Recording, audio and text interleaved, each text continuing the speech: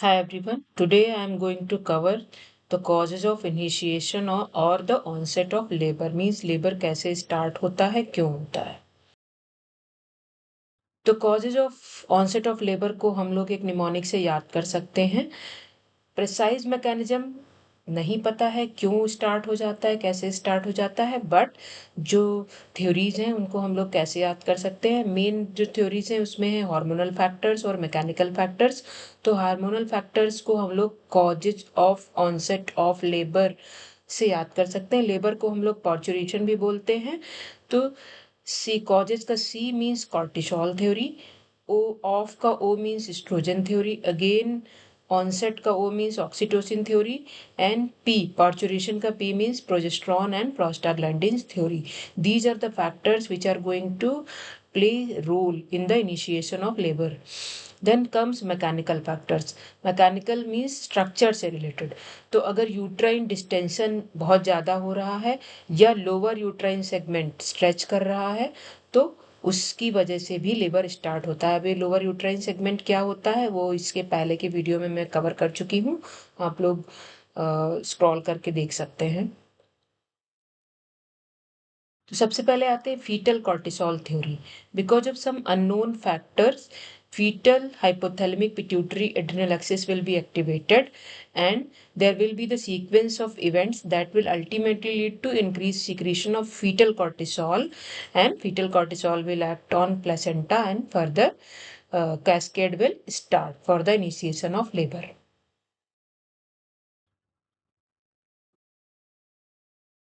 अब क्या होगा. Now come to the progesterone withdrawal theory. Progesterone को कम होना है विड्रॉ होना है वो कैसे होगा. तो there will be increase fetal production of dehydro epiandrostenedione and cortisol. ये हम लोगों ने पढ़ लिया है. तो ये इसका काम क्या है इन दोनों का डीएचईएएस और कॉर्टिसोल का. they will inhibit the conversion of fetal pregnenolone to progesterone. तो अगर आप कॉर्टिसोल प्रोजेस्ट्रॉन सिंथेसिस पाथवे याद करें तो वहाँ पे हम लोग ऑलरेडी जानते हैं कि प्रेग्नेनोलोन से प्रोजेस्ट्रॉन बनता है. वो बहुत ही लंबा पाथवे है उसकी डिटेल में नहीं जा सकते. तो ये क्या करेगा डीएचईएस और कॉर्टिसोल ये इस प्रोजेस्ट्रॉन सिक्रीशन को कम कर देगा. प्रेग्नेनोलोन के कन्वर्जन को प्रोजेस्ट्रॉन में कम कर देगा. तो just before the labour progesterone की कंसंट्रेशन कम हो जाएगी. तो इससे क्या होगा जो एस्ट्रोजन का एक्साइटेटिंग एक्शन है वो प्रिडोमिनेट करेगा over the relaxant action of progesterone और लेबर के ऑनसेट को फेवर करेगा.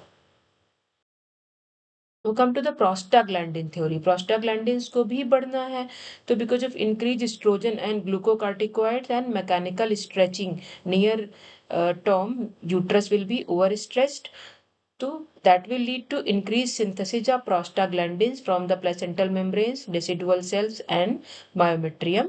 तो इनमें से भी जो प्रोस्टाग्लैंडिन्स होते हैं उसमें prostaglandin E2 and prostaglandin F2 alpha these are very powerful stimulator of uterine muscle activity. अब ऑक्सीटोसिन थ्योरी. ऑक्सीटोसिन हम लोग पढ़ चुके हैं काफी कि क्या करेगा क्या करेगा. तो जो ऑक्सीटोसिन रिसेप्टर्स हैं these are more near the fundus. तो नियर टर्म इनके रिसेप्ट ऑक्सीटोसिन रिसेप्टर्स बढ़ जाते हैं और मैक्सिमम रिसेप्टर्स होते हैं लेबर के टाइम पे.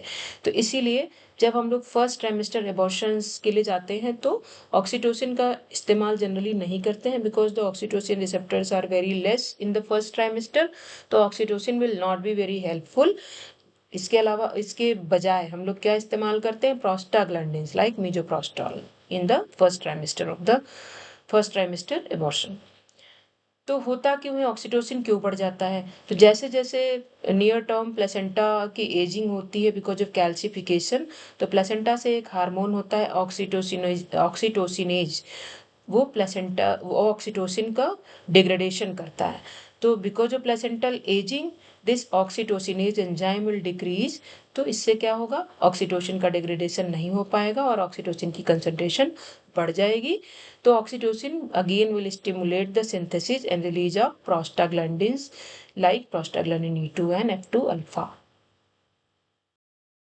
Uterine distension theory. अगर यूट्रस डिस्टेंडेड होगा तो उससे क्या होगा.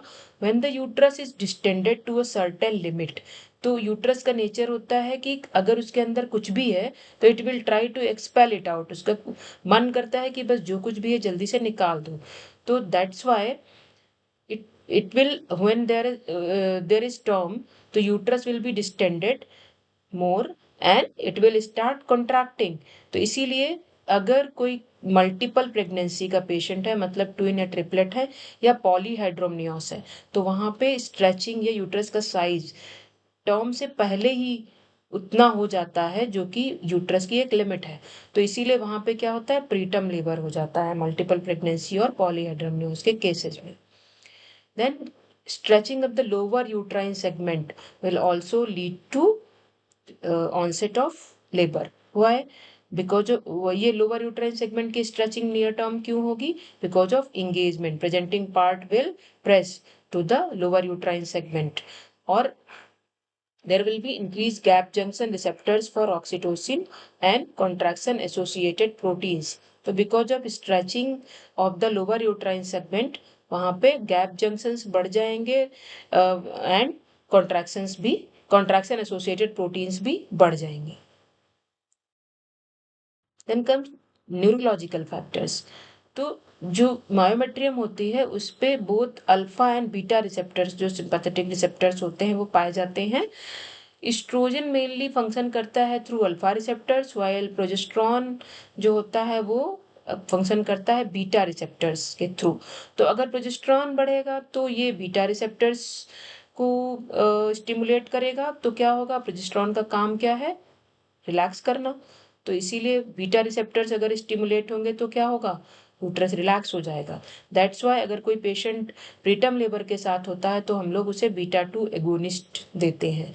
जबकि अगर अल्फा रिसेप्टर्स स्टिमुलेट होंगे तो क्या होगा, ये कॉन्ट्रैक्शंस को बढ़ाएंगे। तो एस्ट्रोजन एक्ट करता है through alpha receptors and it will increase to uterine contractions. तो the contractions initiate through the alpha receptors of the postganglionic nerve fibers in and around the cervix and the lower part of the uterus। तो ये भी explain करता है कि अगर lower part of the uterus मतलब lower uterine segment में कुछ भी अगर ओवर डिस्टेंशन होता है बिकॉज ऑफ एंगेजमेंट, या हम लोग स्ट्रिपिंग कर देते हैं या एआरएम कर देते हैं, तो अल्फा रिसेप्टर्स क्योंकि वहाँ पे ज़्यादा हैं तो वो स्टिमुलेट हो जाएंगे and it will lead to initiation of labor। And beta receptors वहां पे कम है तो alpha receptors will lead to initiation of labour.